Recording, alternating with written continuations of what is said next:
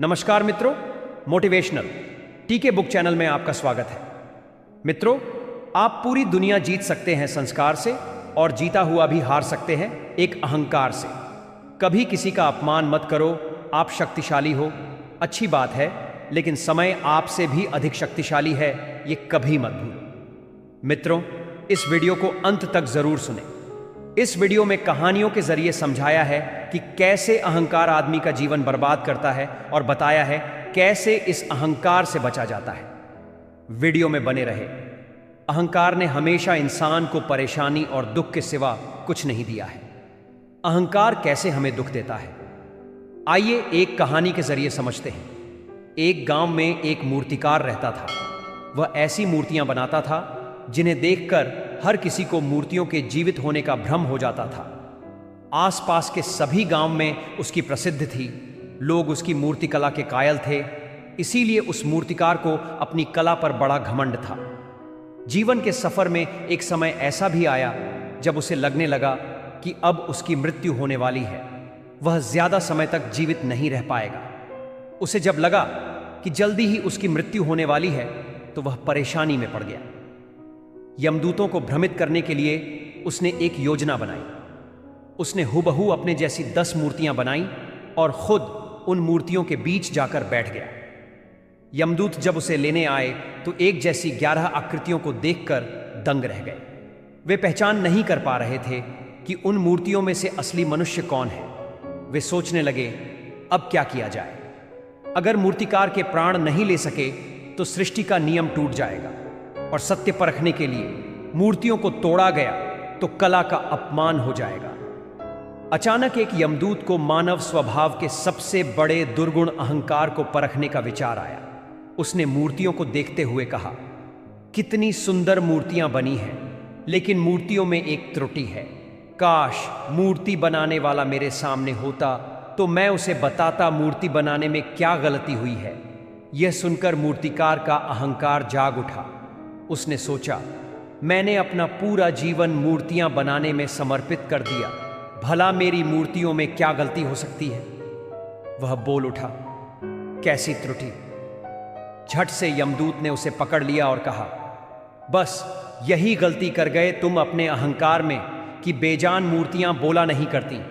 इस कहानी से यही सीख मिलती है कि अहंकार ने हमेशा इंसान को परेशानी और दुख के सिवा कुछ नहीं दिया है। इसलिए इस अहंकार से दूर रहे। कैसे इस अहंकार रूपी शत्रु से दूर रहें, आइए समझते हैं एक और कहानी के जरिए। बहुत पुरानी बात है। एक राज्य के राजा ने अपनी बढ़ती उम्र को देखकर यह फैसला किया कि वह राजपाट से संन्यास ले लेगा, परंतु उसका कोई पुत्र नहीं था जिसे वह राज्य सौंपकर जिम्मेदारी से मुक्त होता। राजा की एक पुत्री थी जिसकी विवाह की योजना भी राजा को बनानी थी। इसलिए उसने मंत्रियों को बुलवाया और कहा कि कल प्रातः जो भी व्यक्ति सबसे पहले इस नगर में प्रवेश करेगा उसे यहाँ का राजा नियुक्त किया जाएगा, और मेरी पुत्री का विवाह भी उसी के साथ कर दिया जाएगा। अगले दिन राज्य के सैनिक फटेहाल कपड़े पहने एक युवक को ले आए और उसका राज्याभिषेक किया गया। राजा अपनी पुत्री का विवाह उस युवक के साथ करके जिम्मेदारियों को सौंपकर स्वयं वन प्रस्थान कर गए। धीरे धीरे समय बीतता गया और उस युवक ने राज्य की बागडोर संभाल ली और एक अच्छे राजा की तरह राज्य की सेवा में लग गया। उस महल में एक छोटी सी कोठरी थी जिसकी चाबी राजा हमेशा अपने कमर में लटकाए रहता था। सप्ताह में एक बार वह कोठरी में जाता, आधा एक घंटा अंदर रहता और बाहर निकलकर बड़ा सा ताला उस कोठरी में लगा देता था और अपने अन्य कार्यों में लग जाता। इस तरह राजा के बार बार उस कमरे में जाने से सेनापति को अचंभा होता कि राज्य का सारा खजाना, सारे रत्न, मणि, हीरे, जवाहरात तो खजांची के पास है। सेना के शस्त्रागार की चाबी मेरे पास है और अन्य बहुमूल्य कागजातों की चाबी मंत्री के पास है। फिर इस छोटी सी कोठरी में ऐसा क्या है जो राजा यहां हर सप्ताह अंदर जाता है और थोड़ी देर बाद बाहर निकल आता है। सेनापति से रहा नहीं गया। उसने हिम्मत करके राजा से पूछा कि राजन, यदि आप क्षमा करें तो यह बताइए कि उस कमरे में ऐसी कौन सी वस्तु है जिसकी सुरक्षा की आपको इतनी फिक्र है। राजा गुस्से से बोले, सेनापति, यह तुम्हारे पूछने का विषय नहीं है। यह प्रश्न दोबारा कभी मत करना। अब तो सेनापति का शक और भी बढ़ गया। धीरे धीरे मंत्री और सभासदों ने भी राजा से पूछने का प्रयास किया, परंतु राजा ने किसी को भी उस कमरे का रहस्य नहीं बताया। बात महारानी तक पहुंच गई और स्त्री हट के आगे किसी की भी नहीं चलती। रानी ने खाना पीना त्याग दिया और उस कोठरी की सच्चाई जानने की जिद करने लगी। आखिरकार विवश होकर राजा सेनापति व अन्य सभासदों को लेकर कोठरी के पास गया और दरवाज़ा खोला।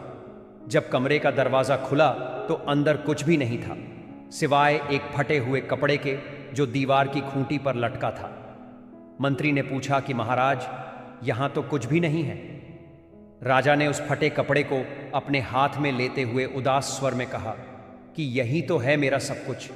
जब भी मुझे थोड़ा सा भी अहंकार आता है तो मैं यहाँ आकर इन कपड़ों को देख लिया करता हूँ। मुझे याद आ जाता है कि जब मैं इस राज्य में आया था तो इस फटे कपड़े के अलावा मेरे पास कुछ भी नहीं था। तब मेरा मन शांत हो जाता है और मेरा घमंड समाप्त हो जाता है। तब मैं वापस बाहर आ जाता हूँ। इस कहानी से हमें यही सीख मिलती है कि जितना ऊंचा उठो उतना ज्यादा झुको। विनम्रता ही सच्चे नेतृत्व की पहचान है। याद रखना, जहां से चले थे वो कभी मत भूलो, क्योंकि वही तुम्हें इंसान बनाए रखेगा। जिदंगी में दो शब्द बहुत खास हैं, प्रेम और ध्यान, क्योंकि ये अस्तित्व के मंदिर के दो विराट दरवाजे हैं। एक का नाम प्रेम, एक का नाम ध्यान। चाहो तो प्रेम से प्रवेश कर जाओ, चाहो तो ध्यान से प्रवेश कर जाओ। शर्त एक ही है, अहंकार दोनों में छोड़ना होता है, क्योंकि अहंकार से भरा व्यक्ति दूसरों को झुकाकर प्रसन्न होता है और संस्कार से भरा व्यक्ति स्वयं झुककर दूसरों को सम्मान देने में आनंदित होता है। धन्यवाद मित्रों, मुझे अंत तक सुनने के लिए। आपको मेरी वीडियो पसंद आती हैं तो मोटिवेशनल टीके बुक चैनल को लाइक, शेयर, सब्सक्राइब ज़रूर करें। मिलते हैं नेक्स्ट वीडियो में और एक नए विचार के साथ। तब तक अपना ख्याल रखें।